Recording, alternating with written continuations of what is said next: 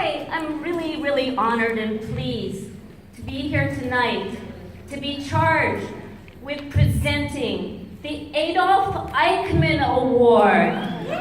Now, for you who don't know who Adolf Eichmann was, Herr Eichmann was in charge of deportations of undesirables in Nazi Germany. So, Sheriff Gregory Ahern, winner of the Adolf Eichmann Award for leadership in the field of detention and deportation of undesirables, in recognition of his outstanding achievements, for his dutiful collaboration with ICE, for his courageous arrest of a dangerous fruit vendor, for his shameless dedication to separating families, for helping to make America white again. Eichmann would be proud, and here to present the award is a special honored guest, Donald J. Trump. Donald?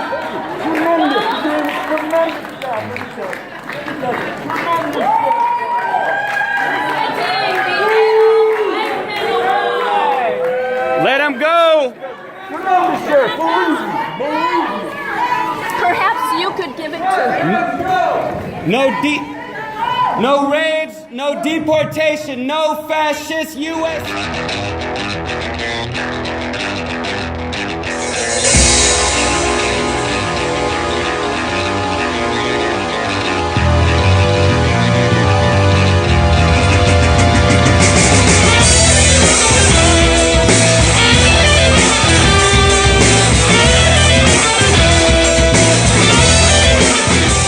No bans, no deportations, no fascist USA, no bans. This man is a world-class criminal, and this is wrong. It is wrong to go ahead and kiss his ass. And no, you're not. No, we're the choir, and we're outside. Right. That woman pushed me outside. Yeah, because this is not a rally. So why? This man It's a kiss-ass session? Disruptive. It's a kiss-ass session then. You have no idea how I feel. Well, okay, so we But I seem don't more have angry to- at us, though. This guy is a criminal. It took so much work to get him to even come to And thank you for doing it so he could hear the truth from the people. He needed to hear the truth from the people. Thank you for doing that so he could hear the truth from the people. You think it's too late? How do you think it started? He's called all Mexicans 1933. rapists, our government is the definitely president, and this guy is doing his footwork. Okay, so there you go.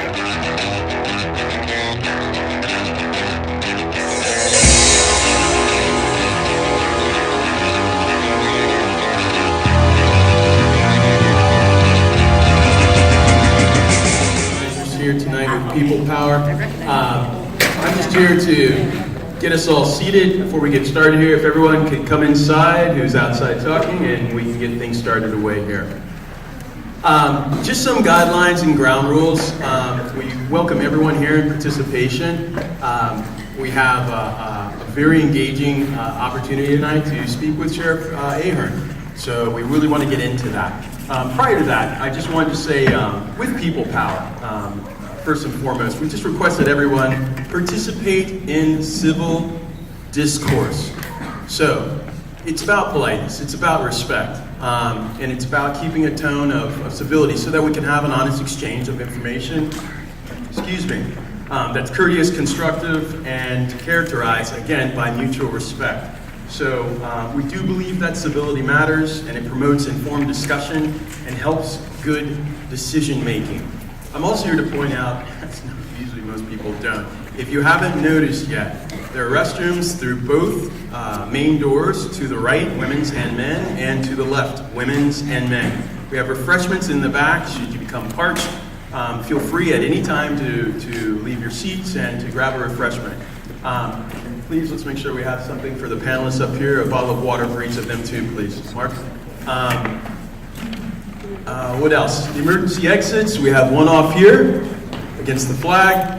We have one up front here, one here in the rear underneath that speaker, and of course the main entrances out here. Without any further ado, I'm going to, I'll yield and have introduce our night this evening, Debbie Rauscher with People Power.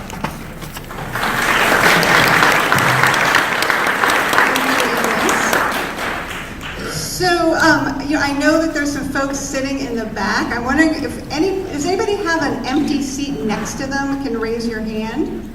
So those of you who, if you're looking for a seat and you want to sit down, it looks like we have a few seats kind of scattered about. You should feel free to grab one of those seats. So my name is Debbie Rauscher, and I'm a volunteer with People Power, and I have been tasked with welcoming you all here tonight. So it's so exciting to see so many people in the room.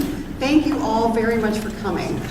This evening's event, as I'm sure you're aware, is a town hall on immigrant rights. If you're here for the dance class, that's across the way. So this is the town hall. And the focus tonight is really on the practices and policies of the Alameda County Sheriff's Office that affect county residents. The town hall is meant to provide you, the community, an opportunity to hear about relevant information, relevant issues, and ask questions of our Sheriff Gregory Ahern. The town hall arose out of a meeting that took place between the Sheriff's Office and the ACLU's grassroots People Power group in Alameda County. People Power, for those who aren't familiar, is a national campaign sponsored by the ACLU designed to support cities and counties to enact law enforcement policies that protect the civil rights of all residents. People Power organizers believe that it's essential to have substantive public discussion and debate with our local elected officials, hence this town hall meeting tonight. The event is scheduled to last about 2 hours. The first half of the meeting is going to be devoted to a discussion specific to immigrant rights, and then the second half there'll be an opportunity to talk about other issues as well. In addition to the representatives from the Sheriff's Office here tonight, we're grateful for the participation of our 2 other panelists who also bring valuable experience and expertise. They are also available to respond to questions from the audience if you have a question for either of them, and they will be introduced in a minute. On behalf of the People Power team, I also want to extend my thanks to Sheriff Ahern.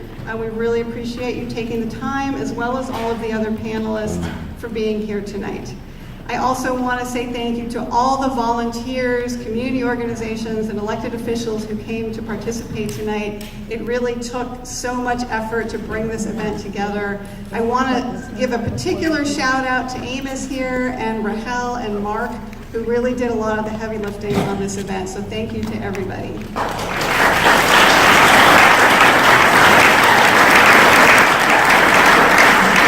I'm going to emphasize, I know Amos already said this, but I'm going to say it again. The goal of this is to really have a productive and constructive discussion tonight. So we do ask that people remain courteous and civil in how you are approaching your questions and the discussion that takes place tonight.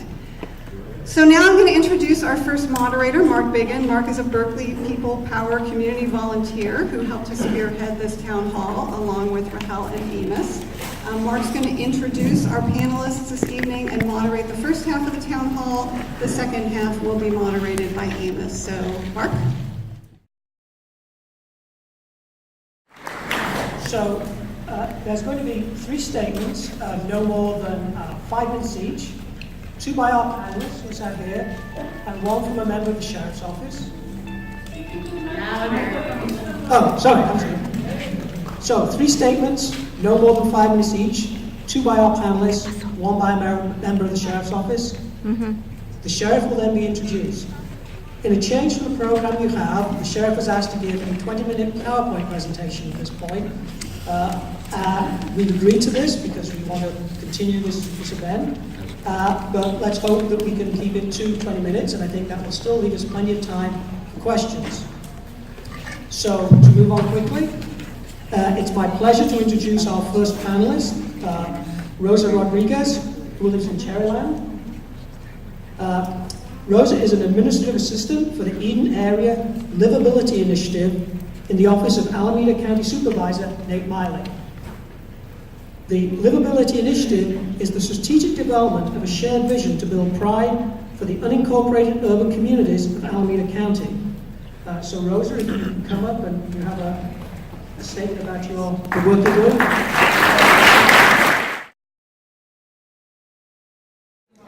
We brought our own mic. So first and foremost, I have spacers. This happened yesterday, so I apologize if my speech is a little bit slurred.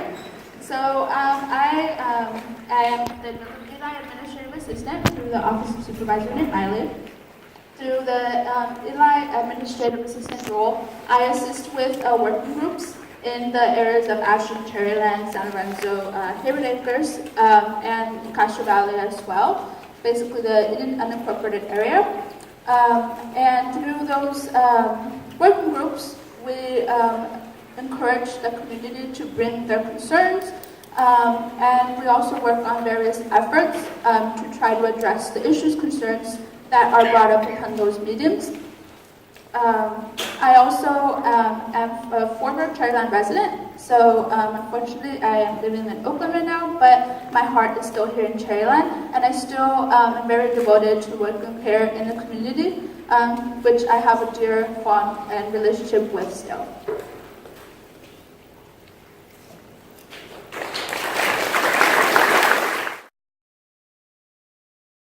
Thank you. So our second panelist is Julia Haruli-Bass. She's a senior staff attorney for the ACLU of Northern California. Julia has been with the ACLU since 2003, and from 2006 on has led their work on immigrant rights. She's won several major lawsuits, and in 2015, and again in 2016, has been honored as California Lawyer Journal Attorney of the Year in the area of immigrant rights. We really are delighted that Julia has been willing to join us this evening, and look forward to hearing about the important work you've been doing.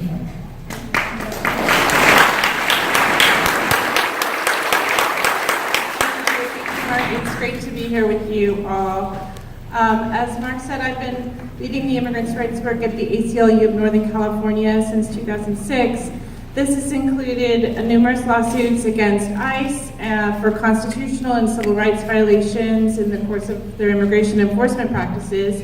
I've also participated in legislative and local advocacy, especially including the topic of tonight's town hall, the entanglement between local law enforcement and immigration enforcement and the deportation system.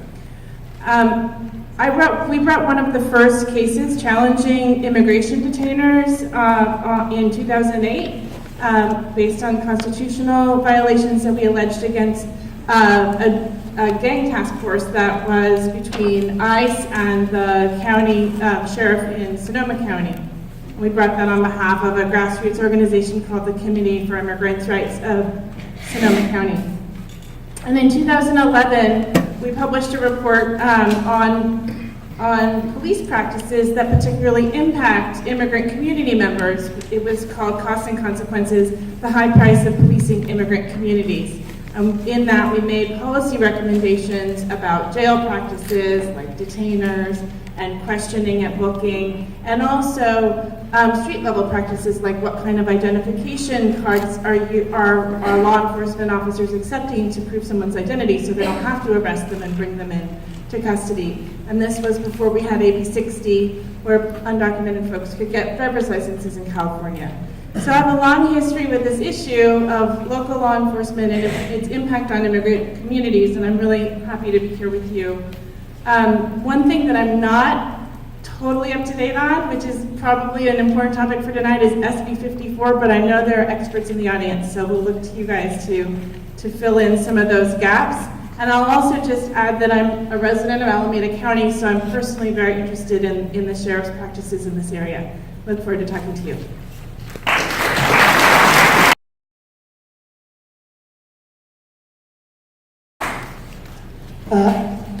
And now we have a presentation from Captain Marty Niedeffer of the Alameda County Sheriff's Office. Captain Marty, as he's known, founded the Deputy Sheriff's Activity League, DAZZLE, in 2004, and has been a major force in its success since then. DAZZLE is actually widely regarded for its promotion of pro-social activities for kids and youth in the Cherryland-Ashland area. After describing his program, Captain Martin will introduce the sheriff, and then, reminder, I believe the sheriff will come up and give that presentation, and then I will then ask the two questions from the People Power group. Thank you, Mark. So it's actually called the Deputy Sheriff's Activities League, so it's DSAL, not DAZZLE, but DAZZLE is a cool name too. And It's actually, and what I'll talk about here, is that program is really an offshoot of much larger community policing efforts being done by the Alameda County Sheriff's Office. So I want to welcome you to the town hall meeting tonight to discuss this important and really complex topic of immigration and the plight of the undocumented immigrants living in the county. My name is Marty Niederfer. I'm actually a captain of our Youth and Family Service Bureau out of our Eaton Township substation. And creating relationships, opening lines of communications, and improving the lives of residents of Alameda County, and especially those who may be undocumented and living within our patrol jurisdiction, has been a primary objective of the Sheriff's Office for the past 12 years. The Sheriff's Office has more than 20 deputies, many of them Spanish speakers, some of whom are here tonight, who do community organizing, engage in recreational and enrichment programming, work with residents to think through community development issues, provide police services at the Reach Ashland Youth Center, and here at the Hayward Adult School, where they're actually, with their very hands, building a fitness center in a building across the hall, and run a boxing gym right on the other side of that. With sworn and professional staff combined, paid staff of the nonprofit Deputy Sheriff Activities League, or DAZZLE, the Sheriff's Office has hundreds of people engaged in efforts to better the lives of underserved residents, and again, especially those who are undocumented immigrants. It's been a particular focus of our community policing efforts. Depending upon the month, attendance at Sheriff's Office or Sheriff's Office sponsored programs, meetings, and activities is between 3,000 and 7,000 local residents per month. In addition to a multi-million-dollar investment in staffing, the Sheriff's Office has smartly leveraged funding from Medi-Cal and Medi-Cal administrative activities to provide Sheriff's Office delivered behavioral health programming to local families and re-entering adults.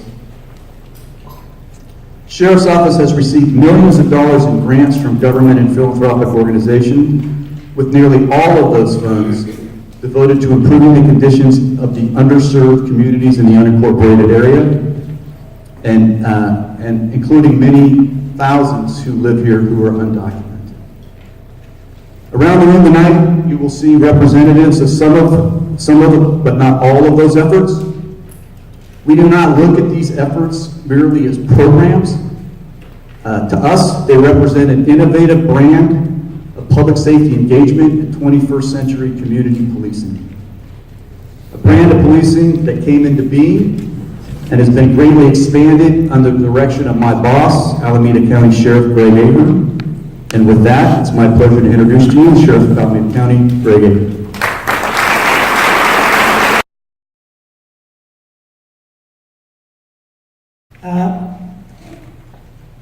So I'll ask each question in turn now.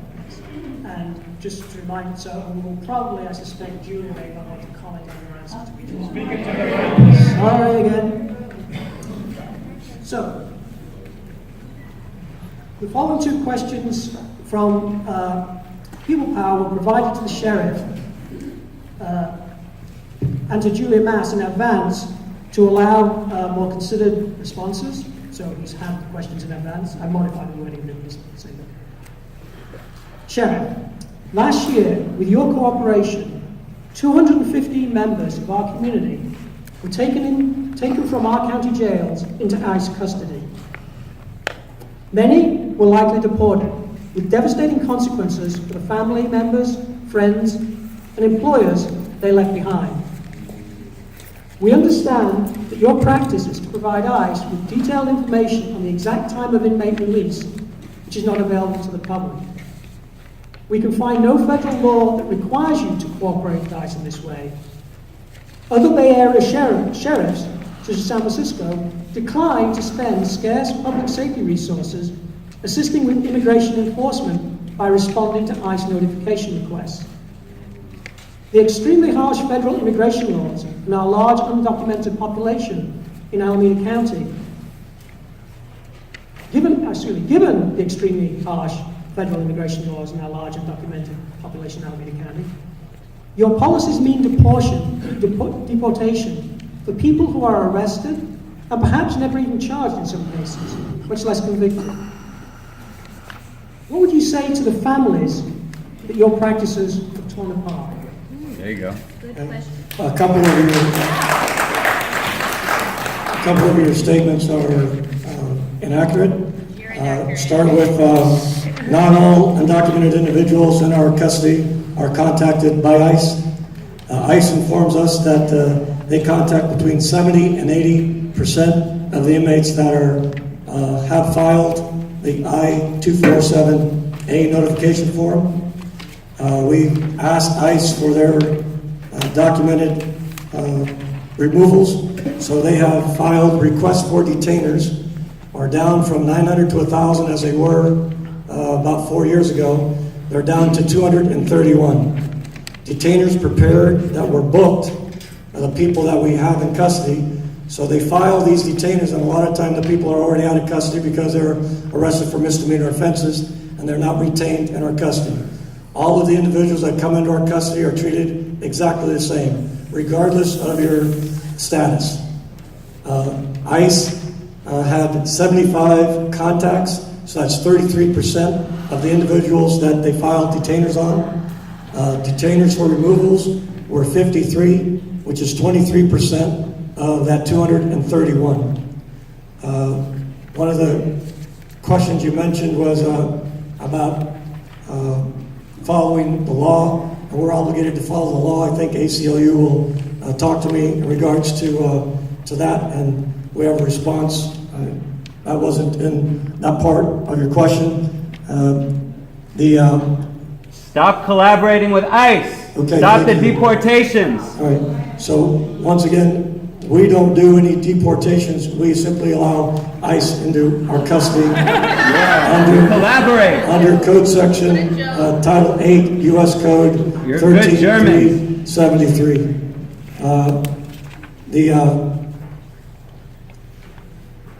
We also indicate that from your time about inmates release, we don't give ICE or anybody else the exact time of release. We wouldn't know the exact time somebody's going to be released.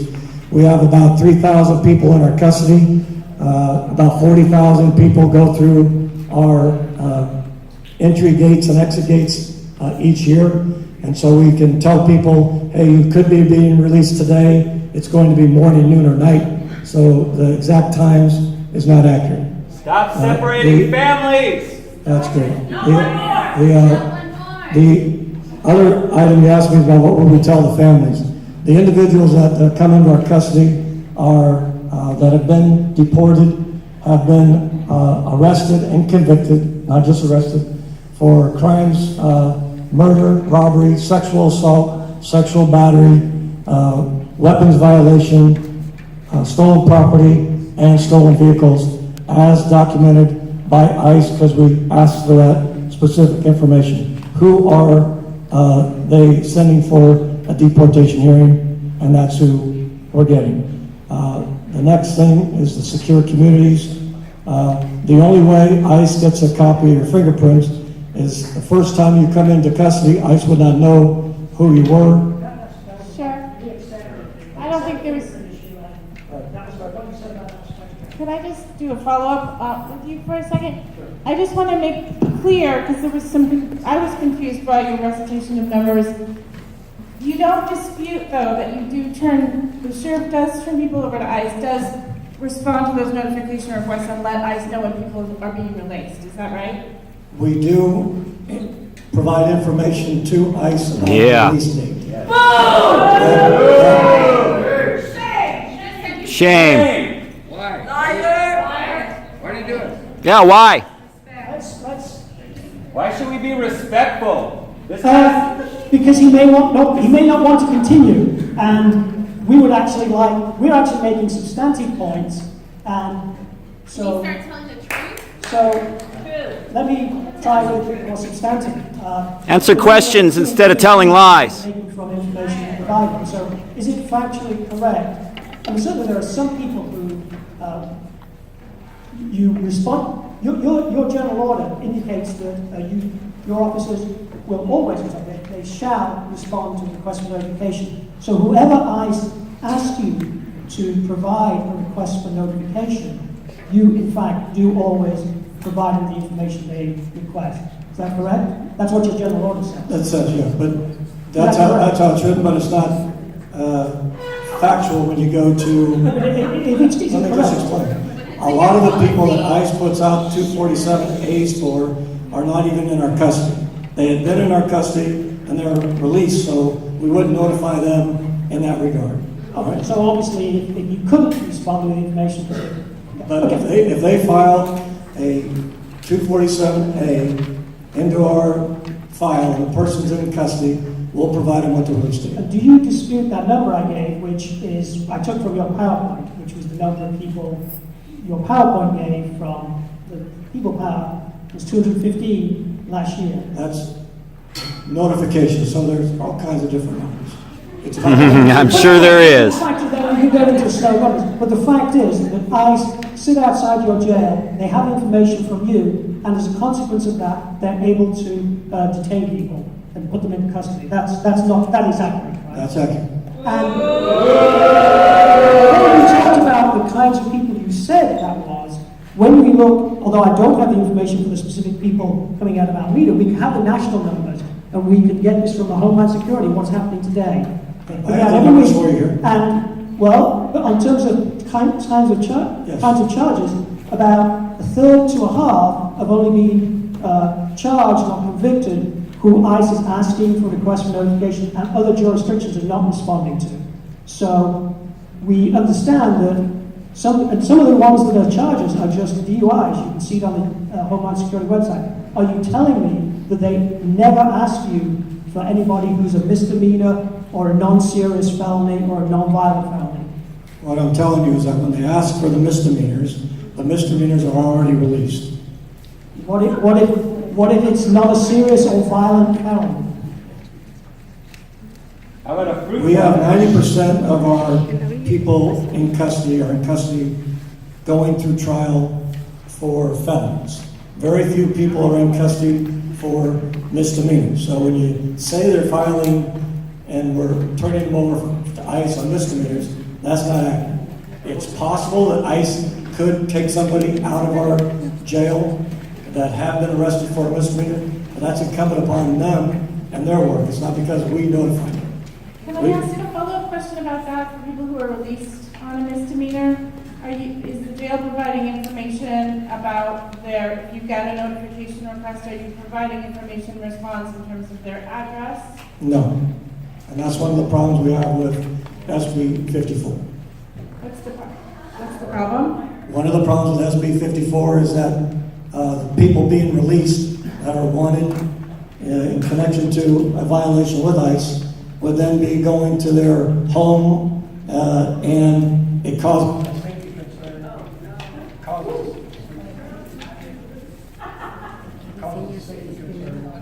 law enforcement people to go in there. How about a safety concern for our immigrant brothers and sisters? we're going to get your mics and not going to yell. It's okay. It'll be all right. Calm down. Calm. So the safety concern is having ICE officials go into the neighborhoods and to the houses, and we don't want them in the neighborhoods or the houses. We think a peaceful transfer of an individual from a jail setting is better than them going into the residence. I don't know if you want to get to the next question. I did have one just follow-up. I do think you suggested that federal law somehow required you to provide these notifications, and it doesn't. The federal law that you cited, Section 1373, prohibits counties from adopting rules to say that individual officers can't share information, but it doesn't in any way require the county to provide information to ICE. Right.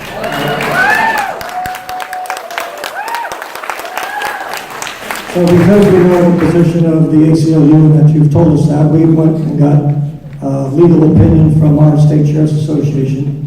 And when we asked for a legal opinion, I got noticed on March 31st of 2016, under the Obama administration, that applicants for grants must comply with 1373. And that the Office of Inspector General could conduct investigations to our agency and make us rescind the grant and refund any of the monies that we acquired through the JAG grant. Good idea. So it's fine that you have to comply with 1373, but because there seems to be some confusion, I'm just going to read it because everyone here will be able to understand it. All it says is that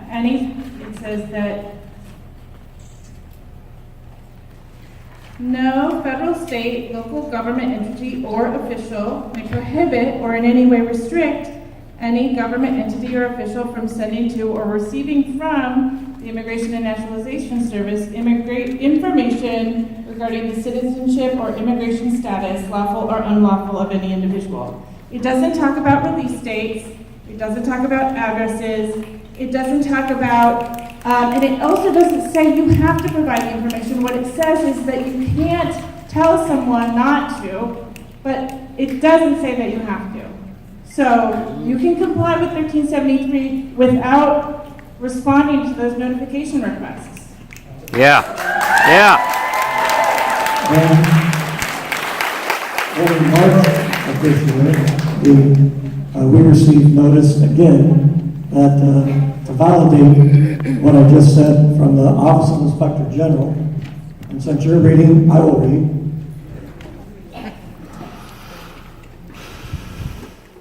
That seeking Justice Department grants must certify that they are in compliance with 8 U.S.C. Section 1373 to receive the funding.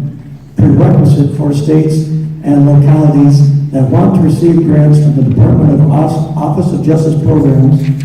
Additionally, that jurisdictions not only could lose future grant funding for non-compliance, but also have awarded funding rescinded.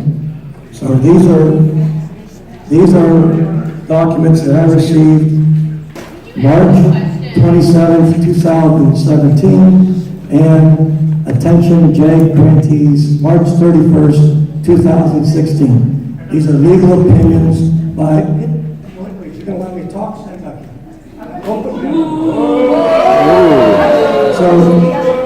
So, thank you. Okay, thank you. So these are documents that I personally received after working with your ACLU and individuals. Sure, I don't think you understood. I think we should move on, but I don't think you understood because I think everybody gets it. Let her talk. No, I think everybody in the room understands that 1373 does not require responding to the notification requests. Everyone here understands that? Yes. Again, I apologize. That was bad of me doing exactly what we said we wouldn't do. And while I'm on that topic, could we have had some hissing and stuff, and it actually gets in my way of hearing what's going on. So we're keeping this factual. We are. You know what? This guy's ripping up families, ripping families apart. Come on, why should we be respectful? This is bullshit. Okay. You can make Because we've actually got substantive. You were the KKK sympathizer in Jeff Sessions. Look, this is okay. You're one person in this room. There are a lot of other people here. This is a community. And I agree with him. Many groups who've worked on these issues for many years. Next question. Okay, so SB 54. So on the second question, SB 54, and after this, in the response, which I'll try to keep short of, it's questions from the audience, and so that's the mic there. SB 54 has passed the Senate and is under review in the Assembly. It's passed the Senate and is under review in the Assembly. This law seeks to balance competing public safety concerns by preventing local law enforcement agencies, such as ACSO, from cooperating with ICE. except to respond to ICE requests for people who have a current or previous conviction for a violent or serious offence. If enacted, it will come into force on January 1st, 2018, and is expected to greatly decrease the number of residents of California deported by ICE. Our question is, will you immediately adopt the limits proposed by SB 54 to prevent any further unnecessary deportations of members of our community? We agree with many parts of SB 54. We agree that law enforcement and ICE should not be doing any work at the schools or at our courts, libraries, and hospitals, as the bill indicates. And so those type of issues are really important to us. We believe that when they talk about convicted criminals and having working with SB 54 with convicted criminals, that's agreeable as well.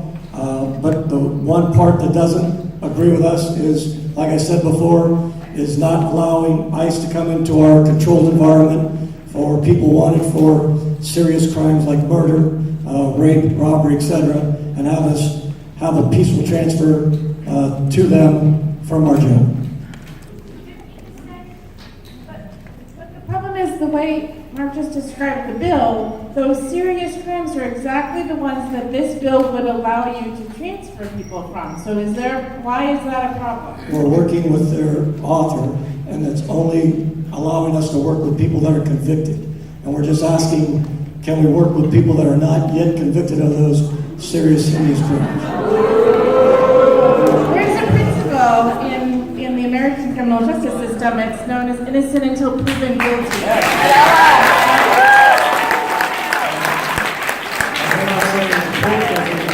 Allow us to work with ICE in those conditions. But that is deporting them. Don't you see? That is deporting those people. 23% of the people. Oh. But they don't count, right?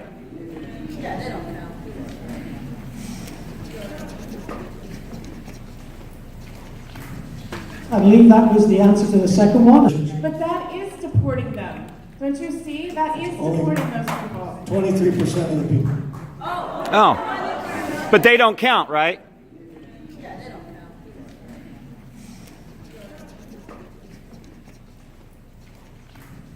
I believe that was the answer. Hola. Hi, I'm really, really honored and pleased to be here tonight to be charged with presenting the Adolf Eichmann Award. Now, for you who don't know who Adolf Eichmann was, Herr Eichmann was in charge of deportations of undesirables in Nazi Germany. So, Sheriff Gregory Ahern, winner of the Adolf Eichmann Award for leadership in the field of detention and deportation of undesirables, in recognition of his outstanding achievements, for his dutiful collaboration with ICE, for his courageous arrest of a dangerous fruit vendor, for his shameless dedication to separating families, for helping to make America white again. Eichmann would be proud, and here to present the award is a special honored guest, Donald J. Trump. Donald?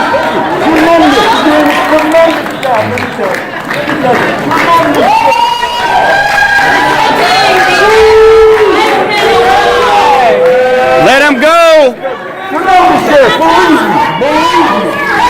Perhaps you could give it to him. No raids, no deportation, no fascist USA, no raids, no deportations, no fascist USA, no raids, no deportations, no raids, no deportation. I was with her. You jumped the line. Come on, I was with her. You jumped the line, sir. Don't touch me. This is a Are democracy. you going to assault me? No. Don't touch me then. This is a democracy, sir. I am here today to say that it is outrageous that he is separating families. You know what? I'm not taking over anything. What I am trying to say is that we need to drive out this whole fascist Trump regime. Program, don't hijack this one. What are you talking about? Why I don't work with you guys, because you'll hijack. Why aren't you angry? Why aren't you angry? Why aren't you angry? Why aren't you angry? No fascist USA! No raids! No deportations! No fascist USA! No raids! No deportations! Fascist USA! No raids! No deportations! No fascist USA! No bans! No deportations! No fascist USA! No bans! This man is a world-class criminal. And this is wrong. It is wrong to go ahead and kiss his ass and No, we're the choir and we're outside. Right. That woman pushed me outside. Yeah, because this is not a rally. So why This man it's a kiss-ass session? disruptive. It's a kiss-ass session then. You have no idea how I feel. Okay, so But I seem more angry at us though. This guy is a criminal. It took so much work to get him to even come to And thank you for doing it so he could hear the truth from the people. He needed to hear the truth from the people. Thank you for doing that so he could hear the truth from the people. You think it's how do you think it started? He's called all Mexicans rapists, the president, and this guy is doing his footwork. So there you go.